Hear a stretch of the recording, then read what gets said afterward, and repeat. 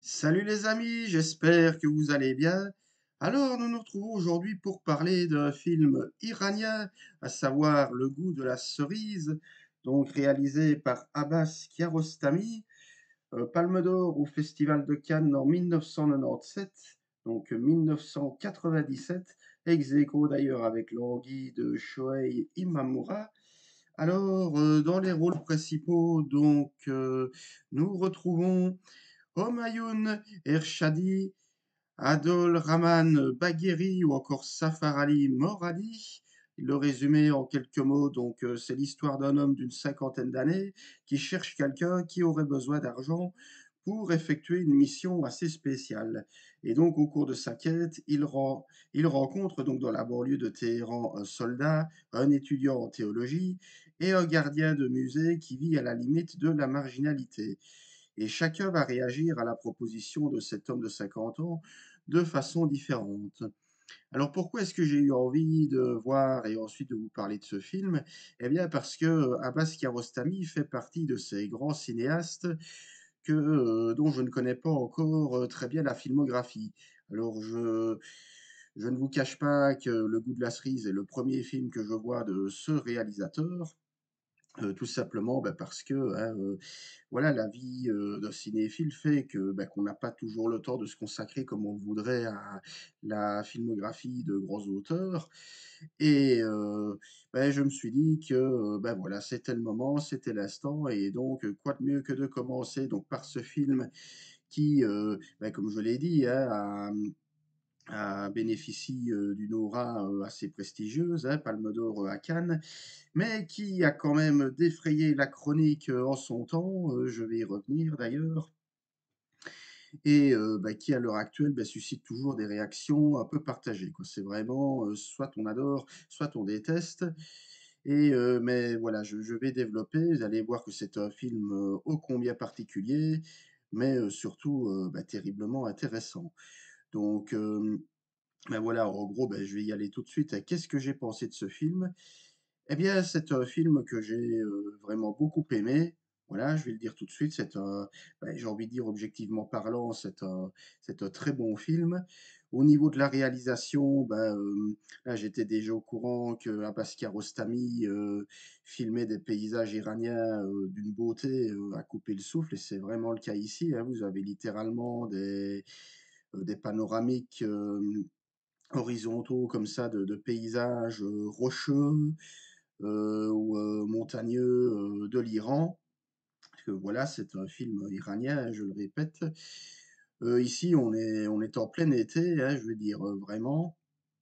Et donc, on sent qu'il arrive à nous immerger hein, dans ce paysage comme ça, à la fois aride et en même temps très chaud, très ensoleillé, où il va prendre le temps de s'attarder sur ces différentes personnes, le plus souvent des ouvriers, en train de travailler sous une chaleur quelque peu étouffante. Parce que je vais y revenir, mais il y a aussi un vrai regard social dans ce film, même si c'est pas un film social à proprement parler. Je veux dire, c'est pas du Ken Loach ou les Frères Dardenne, c'est complètement différent.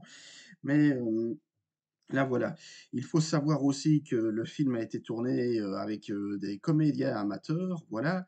Même si le comédien principal, qui joue voilà, le rôle de l'homme de 50 ans, Homayoun Ershadi, a eu une belle petite carrière par la suite, hein, une carrière même un peu internationale. Mais il faut savoir que les autres protagonistes qu'on voit dans le film, c'est un peu comme pour le scénario, hein, c'est-à-dire ce sont des gens qui ont été pris un peu sur le qui-vive. Et d'ailleurs, c'est ce qui confère pour moi une aura particulière au film, c'est que leurs réactions sont véridiques. Voilà, il n'y avait pas de scénario à proprement parler. Kiarostami est un cinéaste qui, ça se voit hein, d'ailleurs, est très épuré, donc c'est-à-dire qu'il n'a pas, voilà, il n'a pas de scénario forcément hyper construit, rien n'est vraiment préparé à l'avance. Son film se déroule dans des paysages, enfin de véritables paysages, hein, pas des décors de studio ou ce genre de choses. Donc c'est vraiment cinéma à vif, hein, on peut le dire comme ça. On pourrait même qualifier de cinéma moderne, dans le sens où c'est du cinéma Un peu, j'ai envie de dire comme les premiers films de la nouvelle vague, Godard, Truffaut, Rohmer ou Chabrol, donc c'est-à-dire des films qui ont été vraiment, pris sur le vif, donc captés comme ça, dans la rue, dans la ville, avec, tout ce qui va avec, hein, les bruits, enfin les bruits des voitures qui roulent, des klaxons, des gens qui passent, donc vraiment, tout filmé sur le vif et il faut savoir aussi, c'est que donc l'histoire, hein, le scénario, si on peut dire, est lui-même très particulier. Donc comme je l'ai dit, hein, on voit un homme, voilà, comme ça dans sa voiture. Bah, d'ailleurs tout le film, c'est assez particulier, se passe quasiment à l'intérieur d'une voiture. On voit le personnage principal qui d'ailleurs n'a pas de prénom. On ne sait rien de lui d'ailleurs, hein. Je veux dire, on ne sait pas comment il s'appelle, on sait juste qu'il a une cinquantaine d'années, que visiblement, il a quand même une situation sociale, professionnelle plutôt bonne, hein, je vais dire pourquoi après. Mais voilà, il est comme ça dans sa voiture, il parcourt les différentes rues à la recherche de quelqu'un qui pourrait lui rendre un petit service. Et voilà, donc je vais, enfin d'un côté, j'ai pas trop envie de vous en dire parce que c'est un film, qui est vraiment c'est un film pour moi qu'il faut découvrir, par soi-même, même si j'ai envie de vous en parler, voilà. Mais en gros, voilà, le désir de cet homme et comme je dis, on ne connaît rien sur ses motivations donc petit spoiler, c'est, de mettre fin à ses jours. Voilà, donc en gros, il recherche quelqu'un qui doit, en quelque sorte, l'euthanasier.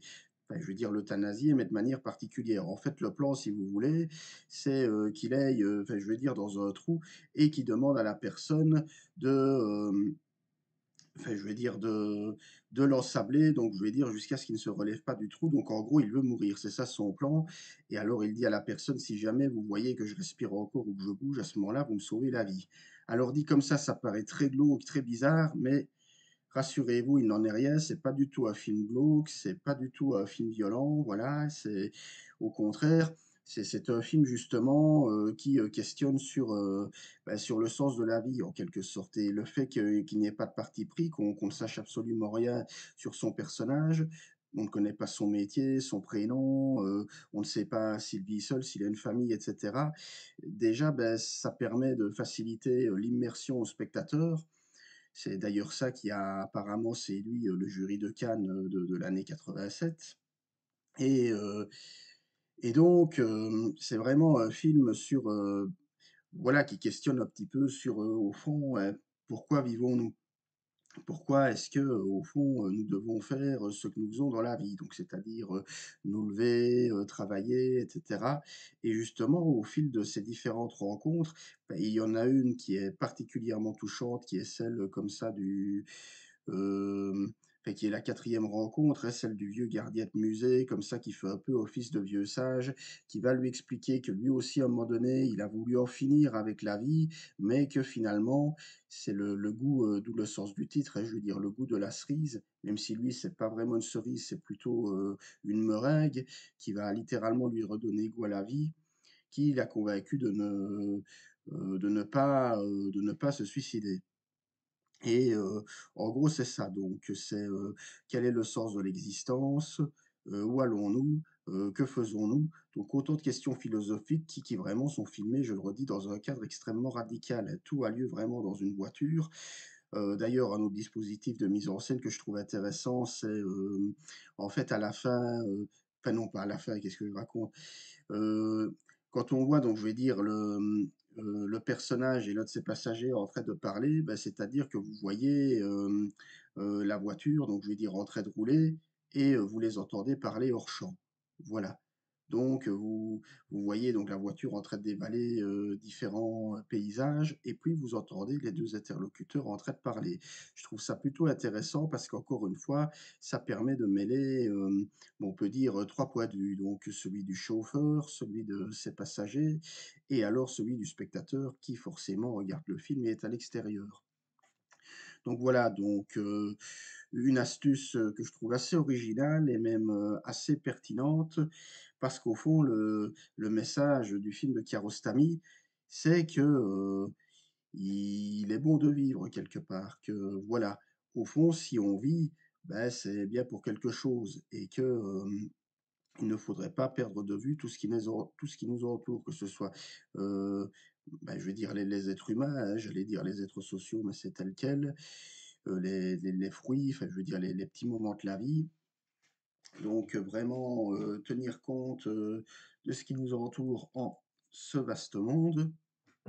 Et d'ailleurs, et c'est en cela que c'est un film, je disais tout à l'heure, qui a un petit peu défrayé la chronique en son temps, donc qui n'a pas plu à tout le monde. C'est que vraiment il déjoue, toutes les conventions à quoi on pourrait s'attendre, hein. Donc je vais dire, c'est pas proprement parler du cinéma classique, hein. Donc, si vous avez l'habitude, des grands films, hollywoodiens classiques ou quoi, ben, préparez-vous quand même à ce film-ci. Enfin, de toute façon, je vais dire, on n'est pas du tout dans le même truc, hein, c'est un film iranien, mais bon, voilà. D'ailleurs, sans spoiler, la dernière séquence du film est très, très particulière. C'est d'ailleurs celle qui a fait, couler beaucoup d'encre. Encore une fois, non pas qu'elle soit trash, dérangeante ou quoi. Non, non, je le redis, c'est pas du tout, un film, trash ou violent, vraiment pas du tout. Mais, elle est complètement déconcertante, faut bien dire ce qui est, et en quelque sorte, bah, Kiarostami le dit lui-même, hein, parce que c'est un cinéaste qui est lui-même très secret, je vais dire sur ses films, hein, il ne va pas vous prendre par la main et moi je dis toujours, c'est ce que j'aime aussi, hein, c'est quand les réalisateurs ne se sentent pas obligés de raconter et raconter le sens de leur film. Toujours une part de mystère, hein, la beauté du cinéma. Bref, et donc, cette ultime séquence n'a pas manqué de faire parler d'elle. Aussi, je ne vais pas la dévoiler, mais sachez que vraiment, c'est le moins qu'on puisse dire, elle sort tout bonnement de nulle part, hein, mais je veux dire, mais c'est ce qui la rend aussi, assez mémorable, voilà. Donc, Le Goût de la cerise, donc, de Abbas Kiarostami, Palme d'or en 97. C'est un film que je vous recommande. Alors, je dirais pas que c'est un film, inaccessible parce que pour moi, il y a quand même moyen d'y trouver son compte. Il y a pas mal d'humour aussi dans le film. Bon, de l'humour, voilà, c'est on pleure pas de rire, hein, mais je veux dire de l'humour comme ça, qui est, distillé par petites touches. On a aussi des dialogues, très pertinents et qui, quelle que soit sa condition sociale, ne manquera pas de parler à tout un chacun. On a un vrai propos sur la vie, sur l'envie de vivre en quelque sorte. Et en plus de ça, ben, voilà, au niveau de l'interprétation, donc, rien à redire, même si, ben, que comme je l'avais dit, c'était un peu le cas avec les films de Bruno Dumont, hein, quand je vous avais parlé de l'Humanité, donc je vous invite, si vous ne l'avez pas encore vu, à découvrir ma vidéo critique. C'est le fait de travailler avec des comédiens amateurs, ben, des fois, ça peut donner également des choses tout aussi intéressantes qu'avec des comédiens, professionnels. Vu qu'ici, on sent que l'acteur, enfin, entre guillemets, Homayoun Ershadi est vraiment, très crédible et il arrive à faire d'un personnage a priori vide, quelqu'un de plutôt intéressant, auquel on peut s'attacher facilement, même si, je le répète, on ne sait absolument rien de ce monsieur. Alors, autre petite astuce que je n'ai pas encore dit, ça concerne toujours la mise en scène, c'est qu'il faut savoir que, en fait, on pourrait croire que, le film est fait majoritairement de chant contre chant. Donc, c'est-à-dire que vous avez, le chauffeur qui est là, qui explique son plan et contre champ, vous avez, la personne, donc le passager, qui écoute, ce que lui dit, le chauffeur. Alors on pourrait se dire: «Ouais, c'est du champ contre champ», mais en fait, pas du tout. Ce qu'il faut savoir, c'est que, en fait, Kiarostami a filmé vraiment chaque scène séparément. Donc c'est-à-dire que, toutes les scènes dans lesquelles le chauffeur parle et explique son plan, ben, l'acteur, principal, donc, Homayoun Ershadi, a été filmé uniquement tout seul. Donc il y avait personne à côté de lui au siège passager. Voilà, il y avait que lui, il était tout seul en train de dire ses répliques. Et alors, quand les différents, passagers, parlaient, que ce soit le soldat, l'étudiant en théologie ou le vieux gardien de musée, c'était pareil. En fait, ils étaient, tout seuls. Il n'y avait pas, le chauffeur qui était à côté d'eux. Donc il a filmé, chacune de ces scènes séparément, qu'il a ensuite, assemblées au montage et c'est une manière de lui, encore une fois, de, tout capter sur le vif. Alors je trouve que c'est aussi une façon de faire, très intéressante, encore une fois, qui ressort des sentiers battus, mais de toute façon, ce film, vous le verrez, il et j'ai envie de dire, Il ne ressemble à aucun autre. Alors vous me direz, c'est ça, on peut dire ça de plein de films, hein. Il y a des tas de films qui ne ressemblent pas à ce qu'on se fait de l'idée classique d'un film de cinéma. Mais celui-ci, il déjoue habilement les conventions, les structures narratives propres au cinéma pour justement proposer les siennes. Et encore une fois, c'est vraiment bien fait et le film pour moi, mérite sa reconnaissance, de toute façon, voilà, c'est considéré quand même comme l'un des plus connus, de Kiarostami, même l'une de ses œuvres majeures et je vous avoue que là, je n'ai qu'une envie, c'est de me plonger dans le reste de sa filmographie. Il y a, Copie conforme, Close-up, enfin, et encore ici, je ne parle que des plus connus, mais c'est vraiment, voilà, un immense monsieur, du cinéma dont je vais, de ce pas, découvrir le travail et donc je ne manquerai pas de vous en parler. Donc voilà, Le Goût de la cerise, donc vraiment, très belle découverte. Je vous dis, hein, un film assez, particulier qui pourra, fasciner tout autant que rebuter. Alors moi, vous l'aurez compris, hein, ça a été, la première option. Moi, c'est un film qui m'a, dont j'admire vraiment, déjà, le dispositif de mise en scène et alors le propos du film qui, je le dis, hein, on pourrait penser que c'est glauque et cetera, mais je le répète, pas du tout, pas du tout, c'est même plus optimiste que ça en a l'air. Donc vraiment, ne restez pas bloqués, s'il vous plaît, sur le résumé. Laissez-lui sa chance et ensuite, revenez me voir et dites ce que vous en avez pensé, voilà, tout simplement. Donc si vous avez aimé cette vidéo, bah, n'hésitez pas à la liker, ça fait toujours plaisir, à me suivre comme d'habitude sur mes réseaux sociaux, Facebook, Twitter, Instagram, prochainement TikTok. Quant à nous, ben, on se retrouvera très bientôt pour terminer, si l'on peut dire, bah, la rétrospective de La planète des singes. En plus de, vous le savez, hein, le, le nouveau chapitre de la saga, donc New Kingdom qui sort demain, que j'essayerai d'aller voir fin de la semaine, on verra un peu.